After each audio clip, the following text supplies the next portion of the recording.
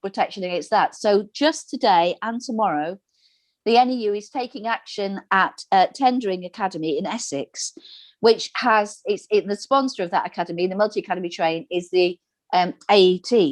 Now, AET has it's the biggest multi academy trust in the country. It's had as Warwick will know, he can probably tell you more, it's had a very checkered history. But AET top slice to run Tendring Academy, £1,200 per pupil. That's 17% of per pupil funding, and that's detailed analysis of the books shows that AET returns to the school, the value of the services that the school gets is 7% of that top slice. So they're keeping 10% of the top slice, and at the moment they're saying to teachers and support staff in the school, you're going to have to undergo a restructuring where there are going to be significant amounts of job losses because there isn't enough money. And what the teachers and the NEU members are saying in that school is, well, why is there this crisis and what's happening to the top slice? And we're very unhappy about the curriculum, and we're very unhappy about the staffing ratios, and we do not feel that we have been consulted in this process. So, and it's interesting also that even Theodore Agnew, who was the Academies Minister, when he hauled in multi-academy trusts because they were paying the CEO hundreds of thousands of pounds and said, this is ridiculous given your budget, very few of those multi-academy trusts reduced the amount of money to CEOs. And money taken in the top slicing and the running of the management of the MAT is money not spent in the school on the curriculum, on teachers and on pupils and support staff.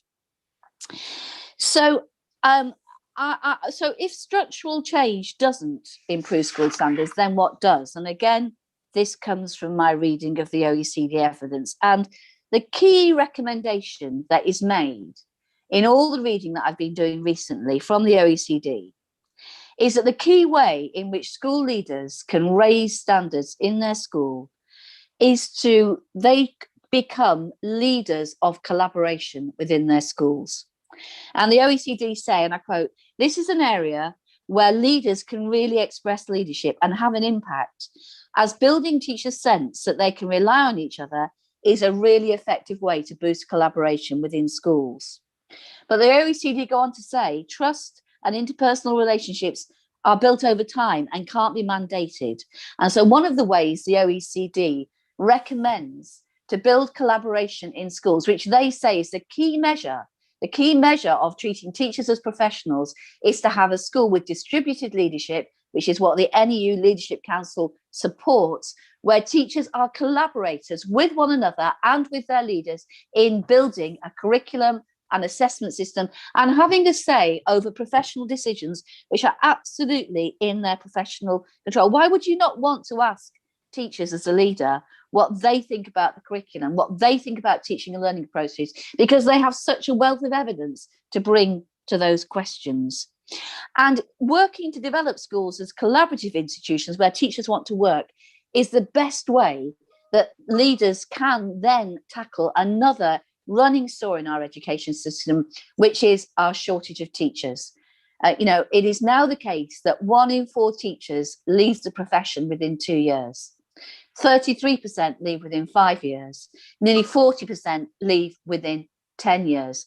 And when they're asked why they leave, teachers say it is the stress of excessive work and the stress that too much of that work is not productive. So when you look at the evidence from 48 countries, teachers, when they say what's the stresses in the work, teaching is a bit stressful, marking is more stressful, but the thing that stresses teachers the most is the amount of time they spend doing admin, which they do not find useful. That is the key, and a lot of that is to do with data drop and data collection. But why is it that developing collaborative schools is the key thing that the OECD says is most important? And Andrew Schleicher, who is the guru behind the PISA League tables, he's head of education at the OECD, he says, if you have schools where teachers are working collaboratively and developing their professional skills, then they in turn, in their classroom teaching, will engage their students in what he calls cognitive activation strategies. And what he means by that is learning which is ambitious, which is challenging, which requires the students to take what they are being offered through the teacher's knowledge, and then to translate that into new knowledge, which they are using for their own ends, to become scientists, to become historians, to become writers, to become dramatists. So, so Schleicher says if you've got teachers who are collaborating, then they feel confident to engage in those ambitious activities in their classroom. But the fact of the matter is, the apps on your TV, I'll need to share your requests with. Sorry, but the fact of the matter is, unfortunately, too little of these cognitive activation strategies are happening in English schools. And I was shocked to read that in England, we come third in the international league table for rote learning. We're behind Uruguay and Ireland. And I asked Andrew Schleicher personally 2 years ago, when I was able to meet him personally, why this was the case. Why did we come so near the top of the league table for rote learning in our classrooms? And he said, well, in England, you face more tests of your pupils than virtually any other country in the world. And if you're facing these number of tests, and if your pupils' life chances depend on doing well in these tests, and if your teachers' promotion and career prospects, indeed their livelihoods, are based on performance in these tests, then it's a reasonable decision to spend so much time doing test preparation. But he added, rote learning is not effective for the demands of the 21st century, where the ability to transform knowledge in different contexts using interpersonal skills of collaboration, cooperation, investigation, and evaluation are key. I want to finish by saying I think there are two main reasons for the isolation of schools in England. One is academisation, which brings fragmentation and isolation, unless it's a really strong local connection with schools and unless it's really strongly kept up. It's like friendship. If you don't work at it, it doesn't survive. And it can be very hard to keep working at friendship when there's nothing to support it and when the work is so hard for leaders who have longer working hours, up to 55 to 60 hours a week. It's very hard to maintain that friendship. The second issue, I think, is Ofsted. I think fear of Ofsted drives compliance rather than collaboration. The effect of a negative inspection grade is so present that avoiding this outcome becomes the most important thing. So practices that leaders and teachers know are ineffective and time wasting take hold, because what the inspector wants, the inspector gets in the form of evidence that Ofsted wants. And thirdly, we have in England the most stratified school system. So we have a system where there is more clustering of pupils by the socioeconomic outcomes of their parents. So we have schools for the disadvantaged. And when you know that 40% of the attainment gap between disadvantaged pupils and their advantaged peers is set in stone before they start school, you will realise that if you pack certain schools with advantaged pupils and other schools with disadvantaged pupils, those schools for the disadvantaged, trying to get them to close the attainment gap is like asking them to climb Everest without crampons and oxygen. 40% of the damage has been done before children start school. And that is why we have the scandal in our country that in an average class of 30, 9 children will be poor, and their lives will be blighted by that poverty. The NEU wants leaders to be liberated so they can lead schools to greatness. We believe there is huge potential, huge endeavour, huge professionalism within our leaders and our teachers and our support staff, and we all want to work together and with each other to lead school to greatness. The NEU believes that schools are hindered by a punitive and toxic accountability regime and by rocketing rates of child poverty. And the NEU believes that the current teacher shortage, which leaders report that the current teacher shortage is their biggest obstacle in terms of raising standards in their schools, that needs to be addressed. Academisation, thank you, I got it out eventually, will solve none of these systemic problems with our schools. And until the government understands that putting all its eggs into the structural change basket will not raise standards, then it will understand nothing. Thank you, Anne. Thank you very much, Mary. Thank you for that. And my apologies for that interruption to your presentation. It's something to do with technology and how it's all listening to us, and the TV sparked into life completely at random. So I'm very sorry about that. Now we're going to ask our president, Robin Bevan, if he will address us. So over to you, Robin. Thank you. Thank you very much. Oh, my voice is going. Excuse me, let's try that again. Thank you very much, Anne, and it's a pleasure to be on this call this evening, and in particular an honour to be sandwiched between Mary's words of wisdom and Warwick's presentation to follow. And I was thinking about what's the best way of shedding some light on issues around academisation in that context when we've got two expert speakers, other than to just say a little bit about my own journey and my own story and the pressures and experiences around that within the context of a school that I lead as a head teacher that is a single academy trust. So let's just talk a little bit about that. And I'm going to start 10 years ago. I'm going to talk about three phases that have had an impact on my own experience as a leader, as an NEU member within the life of the school. In simple terms, 10 years ago, the governors took a decision in my own school to convert to become an academy. This was at the early stage of converter academies, those that had, I think at that stage, an outstanding Ofsted inspection outcome. You could opt to make that conversion. And the reason the governors took that view was that there was a very significant sum of money on the table if you made that choice at a time when our budget was declining. And the amount of money that we were going to be given, it was called the Education Services Grant, was far greater than the cost of buying the services from the local authority.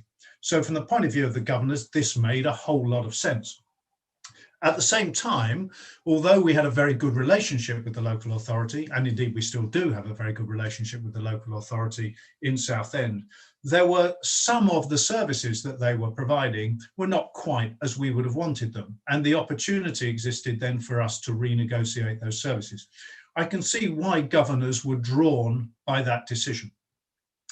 When we made that decision, a number of other schools in the Southend area did the same thing. But what's significant was, at the same time, we formed a charity. It's very unusual. I'm not sure that this happened anywhere else in the country, but in Southend, a charity was formed, Southend Education Trust. I'm still a trustee of that charity. And all 54 schools in the local authority joined that charity. And its purpose was for collaborative professional development, support of middle leaders, support of leaders within the schools, and opportunities to work together on curriculum provision. So from one perspective, if we look back at that decision 10 years ago, there was a lot that seemed to make sense. There was a lot that seemed good about it. I should also say that at the point that we converted as a school into a single academy trust, we preserved all the employment rights of our staff, both the support staff and the teaching staff. So we carried over the 1265 directed time and all the related contractual entitlements. And we've stuck to them absolutely ever since. Just be aware that's not true of many of the MATs that now exist. So that was kind of phase one 10 years ago, oversimplified, but just for the sake of a brief story. Let's go 5 years ago. And something very significant started happening. And that was as a result of announcements coming out of the then Secretary of State. Schools in the area got really worried that if they weren't in a MAT, they were going to be forced into a MAT. And some of you may remember that period. A lot of schools had good reason to believe that if they didn't join a MAT, because the intention was declared publicly that every school would be in a MAT, that if they didn't join one, they would be forced into one. And what they didn't want was to get forced into a MAT that didn't match with their ethos. And so one by one, schools within the local area, not my own, but other schools within the local area, moved from being single academy trusts into MATs. They aligned with MATs that match their values. And so we've got schools connected with MATs that are as disparate as almost the entire country. Connections that are local, but some are connected to schools in quite different areas. And as that happened, the fabric of the local collaboration began to decline. It was no longer easy to draw schools together in the local area in the way that we had done before. And something else happened as well. It became quite clear that although we had got this fabulous collaborative structure, South End Education Trust, for all 54 schools, that includes the special schools, the primaries, the secondaries, although we had got that trust set up, the Department for Education weren't in the least bit interested. It was kind of quite surprising because they should have been, and they would have been, if the policy goal was actually effective local collaboration, sharing of resources, sharing of expertise. My own school, for example, ran middle leader training and senior leader training essentially on a free of charge basis for all schools in that local collaboration.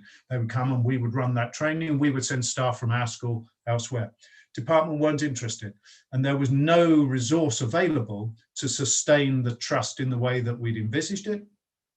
And on top of that, school budgets were in real terms in decline. So the amount schools could put into it, it wasn't looking so good. And that was 5 years ago.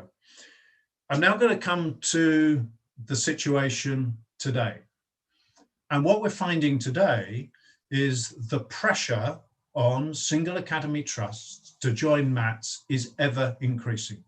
So in the last 2 weeks, I've received a letter as the head teacher of a single academy trust. I received a letter from the Regional Schools Commissioner asking me to attend a meeting to consider how I'm going to respond to the Secretary of State's suggestion at the Confederation of School Trusts Conference that all schools should be part of MATs. Been invited to a meeting. And that's an invitation that's difficult to refuse because non-participation feels as if you are somehow not playing a part in what's meant to be some kind of great initiative. Additionally, also just telling you my own story, my own school has faced genuine financial difficulties. We are not a terribly well-funded school, but we retain our staff. And those of you in leadership know you put those two pieces together and you've got a serious problem, quite significant budget deficits. And when we've gone to the Education and Schools Funding Agency for financial support, which we have secured, matter of public record, we've had some additional funding to help us out. When we've gone to them, one of the things they say time and time again is, why don't you join a MAT? Why don't you join a MAT? Why don't you join a MAT? To which my response has been time and time again, why should I join a MAT to solve your funding formula problems? Because essentially they want me to take my debt into a collaborative arrangement with other schools so that their money bails my school out. Not a great offer if you're looking to enter some kind of collaborative arrangement, and certainly not an acceptable basis for it. But right at the heart of all of this is one question. And every time the department has come forward and said to our school, you really ought to be thinking about being a MAT, we've turned around to them and said, give us the evidence to show that it improves pupil outcomes. Give us the evidence to show that it's more financially efficient. And they haven't. And the reason they haven't is because that evidence simply does not exist. There are some very successful, very productive MATs that are quite efficient financially. Remember that financial efficiency isn't necessarily the goal in its own right, but we do want to see if there are ways of running an education service that can be more efficient, more effective. But there are many MATs that are certainly not more financially efficient. And if you compare MATs on average with single academy trusts on average and local authority funded schools on average, which is the most expensive model? It's the MAT. Per pupil, it costs more. And then the next question you ask is, are the outcomes any better? Once again, there are MATs that have good pupil outcomes. There are MATs that have worked successfully to turn around schools in challenging circumstances. Some, I have to say, not entirely playing by the book in doing so. Others have done it with integrity and with good ethics. But the question is, do MATs do that any better than any other configuration? The answer from the data is no, they don't. There is no evidence to support that claim. So I'm going to finish, Anne. I think I'm in good time. I'm going to finish just with a couple of quotes. And I got in trouble back in March for publicly saying that Gavin Williamson is a liar. And I haven't really been too bothered by getting in trouble for it, because the things that he'd said weren't true. And on that basis, I can get away with saying that he's a liar. So let's have a little look at a couple of things he has said this year. On March the 1st, this is something we want to see more of. So what is it that he wants to see more of? Multi-academy trusts are powerful vehicles for improving schools. This is something we want to see more of because it shows time and again how the MAT model consistently improves outcomes for pupils. It doesn't. It's not true. Gavin Williamson on April the 28th, 2021. We want to go further. He says 50% of pupils in state-funded education study in academies. But we want to go further, he said, because strong multi-academy trusts are the best structure to enable schools and teachers to deliver consistently good outcomes for all their pupils. It's not true. And finally, Baroness Barrage, who is currently the Secretary of State for the school system. So she succeeded, I think Lord Agnew was her predecessor. And Baroness Barrage said on April the 30th, for the person sitting in their splendid, outstanding isolation, think carefully about what is your moral purpose for not sharing your excellent single academy trust with a wider group of schools. Not only do I personally find that objectionable as somebody who is the leader in a single academy trust, but Baroness Barrage, your own published data shows that 87% of single academy trusts are actively involved in collaboration with schools outside their own area. I'll leave it there, Anne. Thank you very much. Well, thank you very much, Robin. And it's very interesting to hear your personal experience and the way that you're viewing this whole latest wheeze from the government and from the DfE in particular. Can I just make a plea for all of the people who are on this call this evening? You've got an array of experts in front of you. Please, if you have a question, do pop it in the Q&A function so that our panelists can take a look at it and come back with some comments and answers to you. So with that thought in mind, you've already heard some very thought-provoking presentations. It is a great pleasure to welcome Warwick Mansell, and I'm really looking forward to hearing what you have to say to us, Warwick. Welcome. Thanks very much, Anne. Yeah, and thanks very much for having me.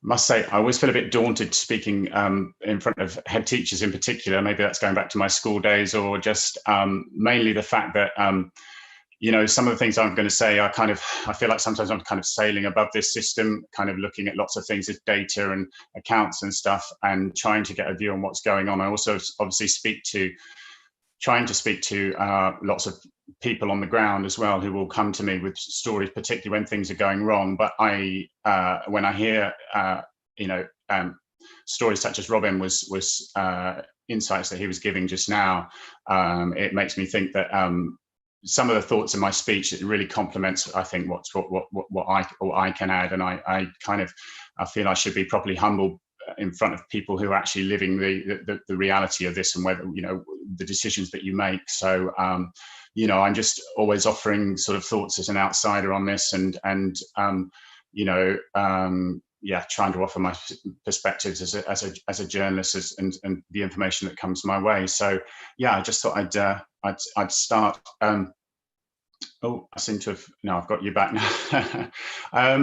Right, so I just wanted to say just very briefly about myself. So I've been a journalist for 26 years now. Goodness, that's flown. 24 of them covering education. Started in 1997, pretty well as New Labour was coming in. I was at the TES for 9 years in the 2000s, then went freelance in 2009. I started covering the Academy's policy at its inception in 2000, but have been doing so intensively over the past 10 years or so, and particularly since I started writing the diary column in the Guardian's education pages in 2012. I found that that column generated a constant stream of tip-offs, many of them to do with the Academy's policy, particularly from teachers, parents, governors and unions, who tended to get in contact when they felt there had been a failing of accountability in relation to these schools, and therefore that they needed to get in contact with the press. I think the Academy's policy has transformed the job of education reporters such as myself, because there are simply many more controversies around, particularly corruption, schools' uncertain futures, takeovers, and so on, than there were, say, 20 years ago when I was at the start of my career. I stopped writing the Guardian's education diary in 2017, but even before that happened, I felt there was a need for an extra vehicle through which I could scrutinise education policy close up, including academies. In fact, I felt so strongly that there were lots of stories out there desperately needing to be told that I launched my website, Education Uncovered. And thanks very much for those kind comments about it, Anne, in October 2017, and it continues to exist, feeding on many tip-offs, particularly about goings on at local level. I also write a regular column for the NEU's Educate magazine. I see a lot of local controversies coming in about academies, and I do get the horror stories, so I appreciate that there's lots, this is particular angles that are coming to me. And I also find myself looking at accounts, articles of association of academy trusts to work out who is in control, and also data on how many schools are converting.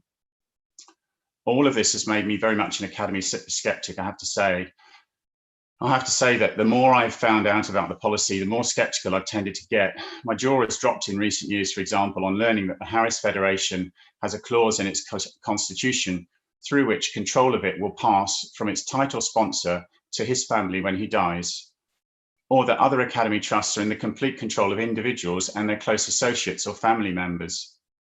I'm generally not talking about single academy trusts that Robin's been talking about. I'm talking about some of the larger, older chains, actually. I don't think this is the right way to set up control of publicly funded schools, yet it continues. More broadly, I think the key problem with the policy is that it makes schools less public. They are not subject to public oversight or influence, while there are also problems with stability, I think, in terms of having schools potentially moving into and between trusts of growing or shrinking size, again, with minimal public oversight. And we've heard as well, again, from Robin about the issues that can create on the ground and the kind of stress that it does create. But I suspect I've not been invited here just to have a rant about the policy, but to give my perspective on where it is going from here, especially with Gavin Williamson's recent speech on academisation in mind. I do need to flag up that scepticism up front, I think. I should also say that I continue to have respect for people working in the academy sector, including academy leaders. I also need to pay tribute to all of those school leaders, teachers, support staff and governors who've kept schools going through the past year and a bit of exceptional challenges. Really, I can't thank you enough. And of course, this extends to people working in all types of school. Really, again, I can't stress that enough. Any criticisms of the system as a whole then are not personal, but are just my views on the particular structures and some of the issues I see with them. Is it possible to just go back a slide? Yeah, thanks. So Gavin Williamson gave this speech to the Pro Academy Confederation of School Trusts on April the 28th, in which he said, the government's vision is for every school to be part of a family of schools in a strong multi-academy trust. Now, Robin's gone in for a bit of this already, but I'm going to resist the temptation of a line-by-line critique of the speech, which is pretty tempting, in favour of trying to analyse its implications on the ground. So, does this mean we are going to be seeing many more conversions? Will schools simply decide to jump into academy status now? I've got to say again, I keep referring to Robin's speech, but it was very interesting to hear what you were saying about pressures on the ground. And as I say, I'm just kind of coming at this from a sort of looking at national data picture, if you like, and analysing the speech. But I do think it was very interesting what you were saying. But I think in terms of that, what Gavin Williamson was saying last month, I think the first thing to say is to observe what he didn't say. Actually, he didn't say he was going to make all schools become academies over time. Of course, this was tried by one of his predecessors, Nicky Morgan, 5 years ago, and it didn't work. She had to U-turn in the end on plans which would have seen all schools either in the process of academising by 2020 or forced to do so. So again, Williamson didn't say this. He said that the government's vision is for every school to be part of a family of schools in a strong multi-academy trust, as well as offering some unreferenced claims about the benefits of multi-academy trusts, such as that strong multi-academy trusts are the best structure to enable schools and teachers to deliver consistently good outcomes for all their pupils. It's not about ideology, ha ha. He then set out some detail on how the DFE wanted to pursue this vision. Okay, so the next, So just to go through some specific moves highlighted in the speech, he talked about a trust capacity fund up to 24 million in 2021-22 to help trusts grow, a pilot program in partnership with the Church of England and the Catholic Church to set up new church academy trusts, a new turnaround trust to specifically support Catholic schools in need of intensive support, try before you buy, temporarily partner with a strong trust to experience the benefits that being part of a trust would offer them, and another measure, schools with 3 successive requires improvement judgments from Ofsted to be brought into strong multi-academy trusts. So I suppose, the next slide, please. I suppose the key questions from all of this are many schools going to academise as a result of this or join multi-academy trusts? And does it present a coherent case that individual schools should academise? So I'm going to look at some data analysis of the current trends on academisation. Well, Williamson said he wants to end the situation where we have 2 systems, local authority overseeing schools and academies, but the reality is that currently the 2 systems are essentially in a standoff. Yes, there has been a lot of academisation since 2010, but there's still an awful long way to go in terms of full academisation. Before this speech, the growth in the number of academies had been on a downward trend, even pre-COVID. I'm not sure we can fully see the graph here. The kind of key bit of it is on the right of the screen, which is kind of hidden at the moment, but I'll talk about it anyway. So I've calculated actually on current pre-COVID conversion trends, it would take another 20 years to get to a fully academised system. And even that was probably being generous to the government. So if you look at this graph, you can see that while the number of academies in 2020-21 is clearly hugely up on the position of 2010, it's still the case that under half of all schools are academies. So there's a long way to go. You can't unfortunately see that. The final bar on this graph shows the total number of schools that are the total number of schools in England, which is still more than double the number of academies. I think the number of academies is about 44% of the total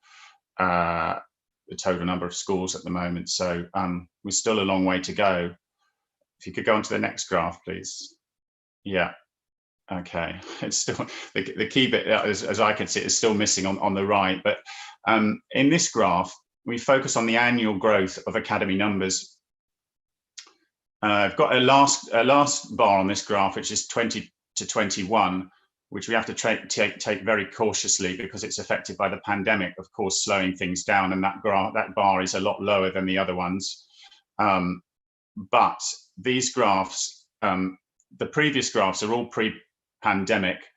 Previous bar on these graphs are all pre-pandemic, and it's actually showing a declining trend since 2017-18 in terms of the number of new academies created. So it's clear to me then that without this speech and government activity associated with it, that the prospects for huge numbers of conversions in the future did not look great.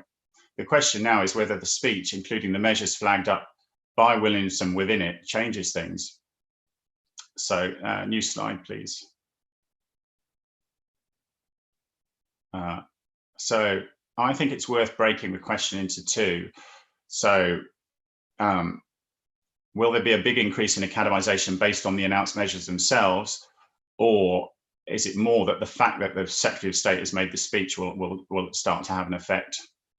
So in terms of those specific measures, to go back to them, I'm yet to be convinced that these are going to have a huge effect on conversion numbers, though I could be proven wrong. So the DFE is going to throw some more money at multi-academy trusts to help them grow, though this money is not entirely new. According to Schools Week, it currently sits at 17 million a year. Try before you buy, I think, is also not new.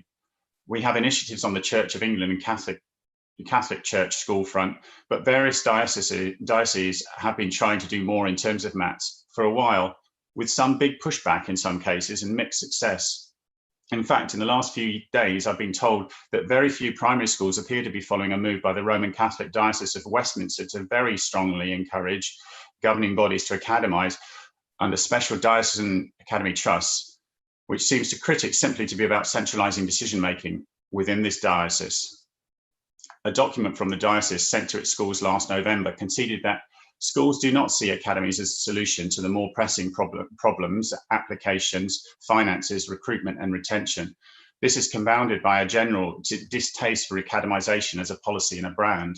This is what the diocese itself was telling schools, admitting. It sounds as if Williamson will force schools with 3 requires improvement Ofsted judgments in a row into academy status, which I guess might take legislation.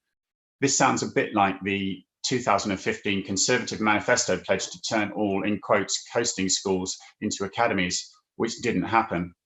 In any case, there are unlikely to be a huge number of schools on 3 requires improvement verdicts in a row. Pretty confident that's the case. Okay, next slide, please.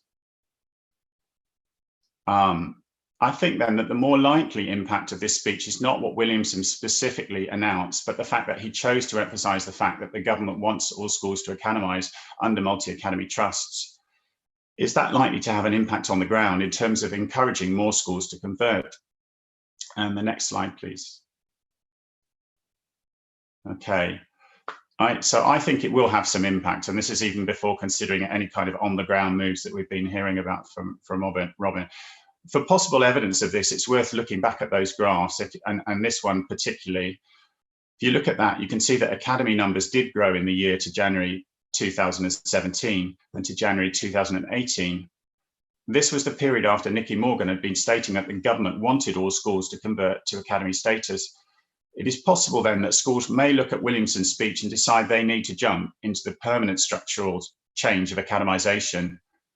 In other words, I think the feeling was from some was that this was just the national politics, and this was the way it was going, and that's what they had to do. And will that happen again? It's possible it will happen even without the sort of ground up pressure that we've been hearing about.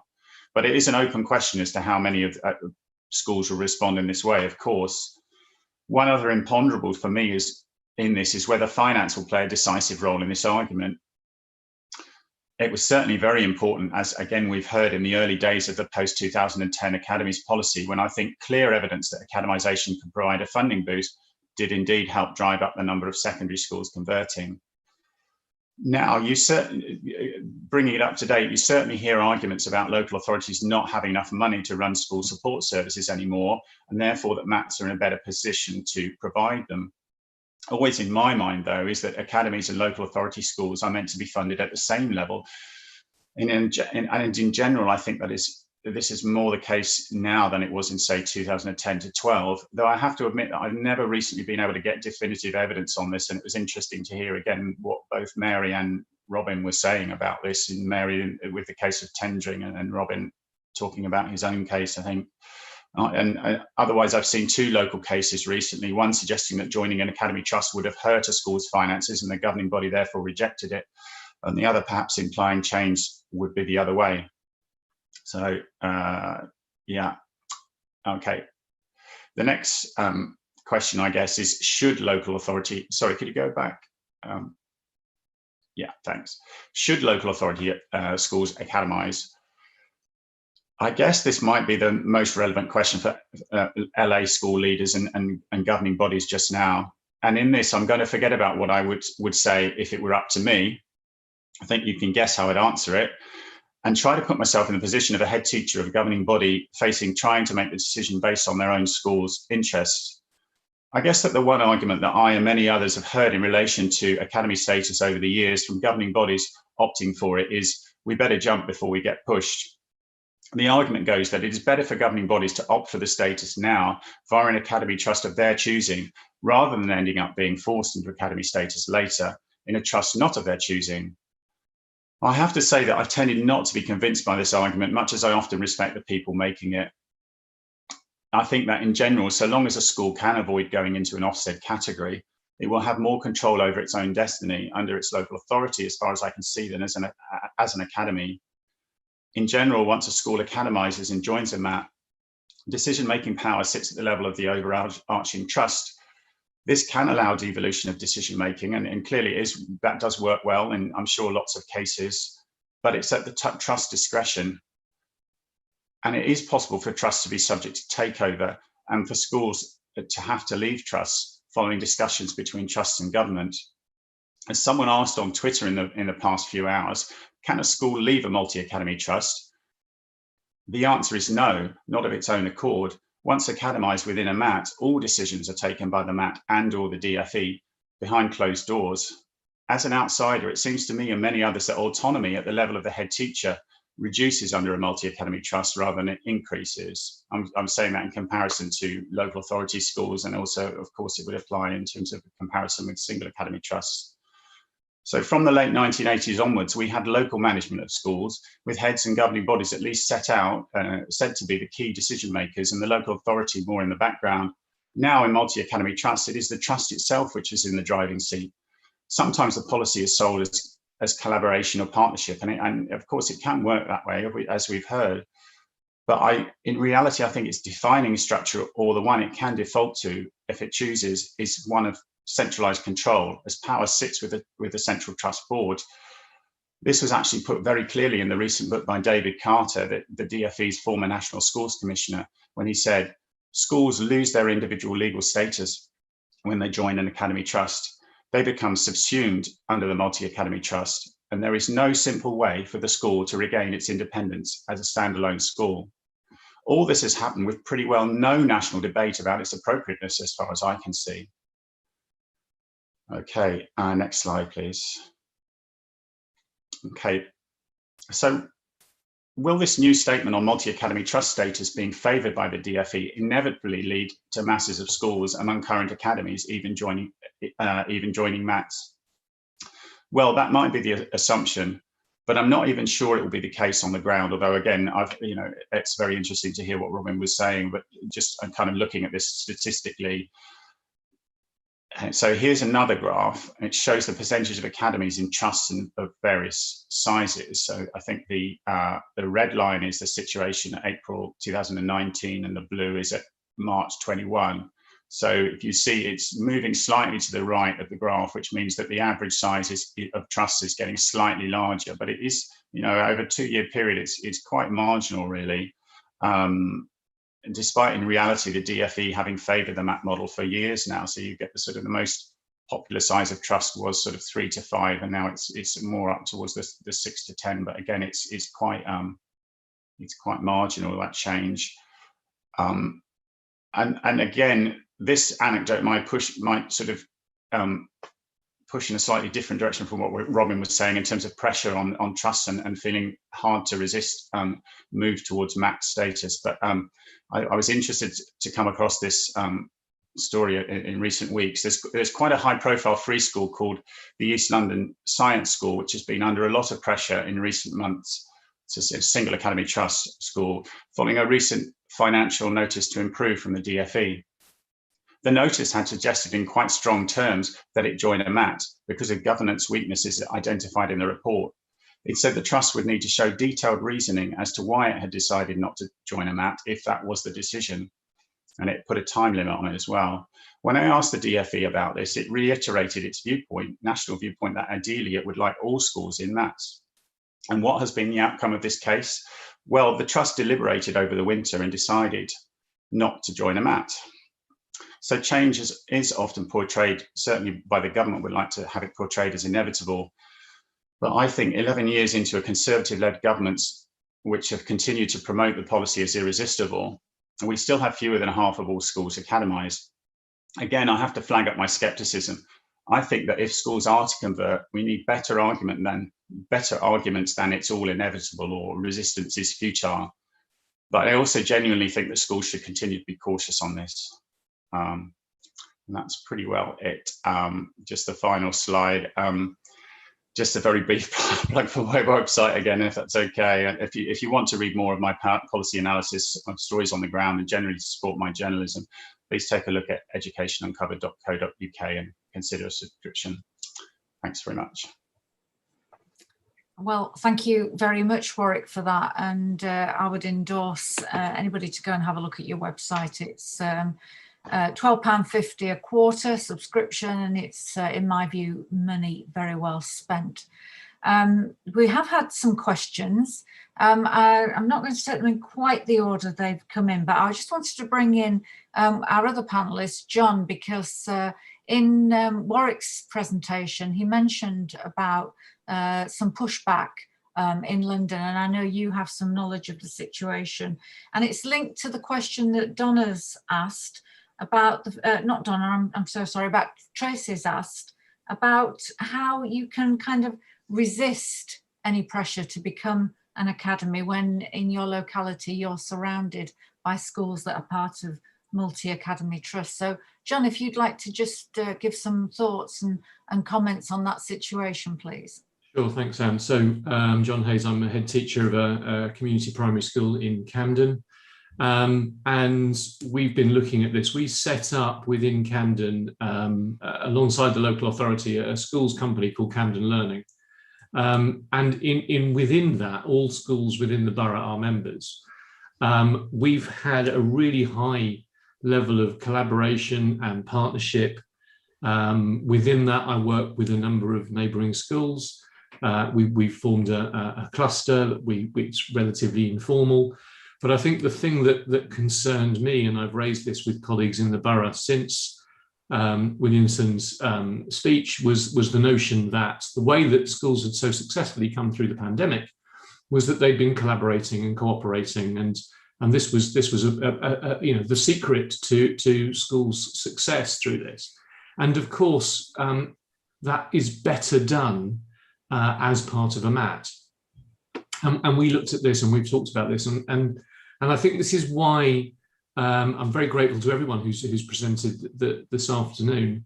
Why I think we within the NEU need to come together as NEU leaders to resist this, because I feel that there is a danger that as time goes on, with those colleagues who think that they need to jump before they're pushed, as Warwick so eloquently described it. People need to resist that, because the issue for us is that we are good at collaborating. We're good at working together. We're good at forming those partnerships. And we can do the things that MATs are supposed to be able to do. We can do those without having to form ourselves as academies or join multi-academy trusts. So I think it is a question of leadership members nationally making sure that we cooperate with each other, that we communicate with each other, that we continue to hold this discussion, and that we try and get even more members involved in any future meetings that hopefully we'll hold around this, because I think there is a threat there. And I think that by working together and communicating with one another, we can hold this threat at bay for as long as possible, by proving that our schools can be just as effective, can lead their communities just as successfully, working together informally without having to swallow this notion of MAT being the only way forward. Thanks, Anne. John, thank you. We are running out of time. A question from John Connolly was about, would you agree that forced academisation breaks a key principle of local accountability in education? I think Warwick's presentation demonstrated that very eloquently. So I hope that's answered your question, John, as you've heard the presentations. Donna raises the point about the number of schools that are returning deficit budgets, and that kind of linked into a question I was going to ask as well about a number of schools that I know of now that the academies don't want. They're these orphan schools that the academy chains see no benefit to them of having particular schools on their books. In my own area, some very, very small village schools whose costs are, by their nature, much greater than other schools. So I don't know, Mary, you're nodding. I don't know whether you want to just make a quick comment on what happens to schools that academies don't want, and budget deficits, which more and more schools are finding themselves in. Yeah, well, it's a scandal, isn't it? I mean, you know, it's about 2 years ago. There's a lot more noise about this, but schools who've been put into special measures or requires improvement, and they can't get academy trusts to take them over, either because the buildings are in a poor state or because they're in deficit.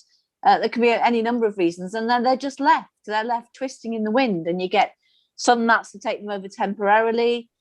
You've had schools, orphan schools, where MATs have gone in and decided not to take them over.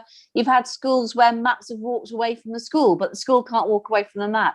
So, yeah, I mean, and there's no answer to that. I remember saying to Nick Gibb in 2011 that for somebody who was a complete control freak, he was wishing on the world a system where the government didn't have levers, where there would be huge atomization, and where you know, the control would not be there. And when you consider that years later, Lord Nash, and then particularly Lord Agnew, who used to haul MAT CEOs in and haul the chair of governors in to his office in the DFE and tell them that the amount that they were paying the CEO was wrong and was, you know, they were not successful MATs, and he could not understand why the CEO's pay had gone up 30% in 2 years.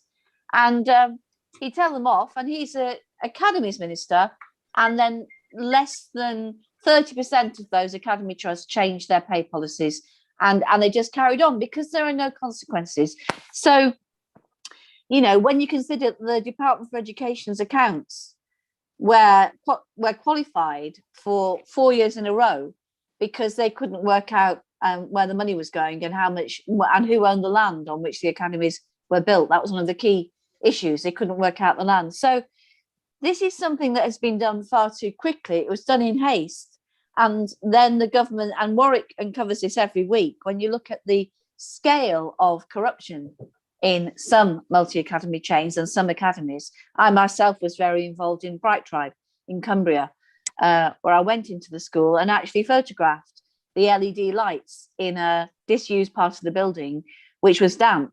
So £300,000 to fit LED lights, which were then unusable, and sent the photograph in and went to see both Lord Nash and Lord Agnew and said, there are millions of pounds being diverted from these children's education by Bright Tribe and used to line the pockets of Mike Dwan and this network of companies that he'd set up, and nothing happened. So it's happened too quickly. It's happened without proper checks and balances, and it leaves the most vulnerable schools twisting in the wind, and that is a real issue.